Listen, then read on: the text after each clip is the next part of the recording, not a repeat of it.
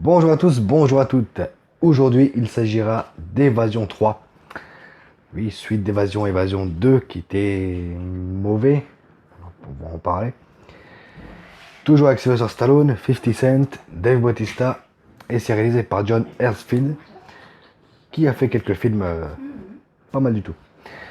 Alors, dans cette suite, alors déjà, pour commencer, pour ceux qui ne connaissent pas Évasion, alors, on va pas mettre de spoiler, vous inquiétez pas.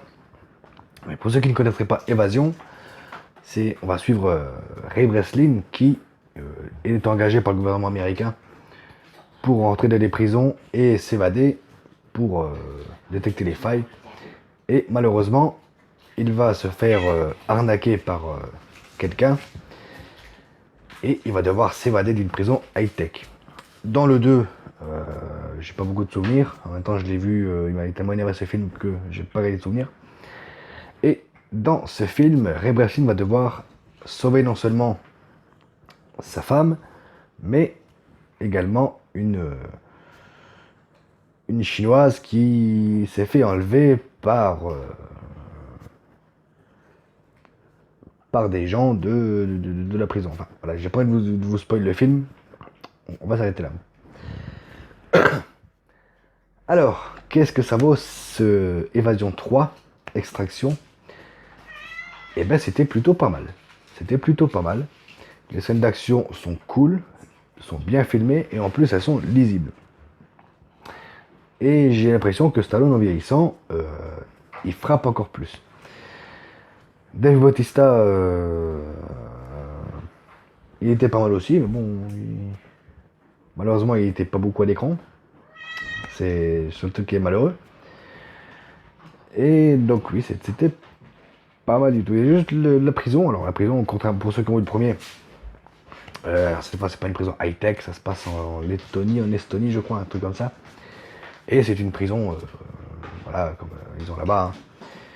Et j'aurais l'impression de me retrouver dans un film de Jean-Pierre Jeunet au bout d'un moment, parce que la prison était très très très jaune.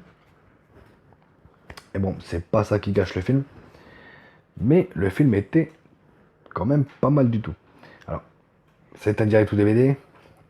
Malheureusement, le premier film à l'époque s'est cassé la gueule. Je ne comprends pas pourquoi, dire qu'il est génial.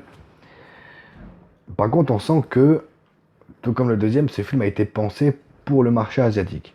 Alors, peut-être pas. Alors, je dis pas ça parce qu'il y a beaucoup d'acteurs asiatiques dedans, mais la façon de filmer, la façon de tourner et la chorégraphie des combats, on se croirait dans un film asiatique. C'est pour ça que je pense que les deux dernières suites ont été conçues pour le marché asiatique pardon. Sinon, à part ça, ben, même 50 Cent qui malheureusement n'est pas beaucoup à l'écran, mais ben, quand il est là, il gère, il joue bien. Ben, déjà dans le premier film, je l'avais adoré. Donc, alors non, on n'a pas le retour de Schwarzenegger hein, dans celui-là. Hein, désolé pour ceux qui attendaient le retour de Schwarzy, il n'est pas là. Alors, on va pas mettre de spoil, hein. Par contre, ceux qui n'auraient pas vu le premier ne regardez pas ce troisième film, parce que ça remonte aux origines des prisons fantômes, et on apprend qui les a construites, et voilà, si vous voulez pas vous faire, si vous n'avez pas eu le premier, ne regardez pas celui-là. Donc voilà, ouais, c'était pas mal du tout. Euh, Même si j'aurais préféré un film un peu plus long. Il doit faire 1h27. Alors oui, contrairement au premier, là on n'est pas dans du film de un scénario, on est dans un film bien bourrin. On a une petite explication pendant un petit quart d'heure et après on rentre vraiment dans l'action, ça pète de partout, ça castagne. En même temps, généralement, quand on regarde un film de Stallone, pas toujours, mais quand on regarde un film de Stallone, je prends Expendables parce que je les ai devant moi, eh bien, on pose notre cerveau, on réfléchit pas et on regarde l'action. Bah, ce Évasion 3, c'est ça. Même si il y a un semblant de scénario, mais on sent que c'est pas pour ça qu'on regarde le film. Et je pense que c'est pas pour ça que le film a été fait. On passe un bon moment, ça pète de partout, on est content, Et j'allais dire, j'allais vous spoil la fin sans faire gaffe. Non. Je ne vais pas vous spoil la fin, je vais vous laisser voir ce film. Il est dispo en streaming et il sort le 17 juillet en direct ou DVD. Ou Blu-ray pour ceux qui collectionnent le Blu-ray comme moi.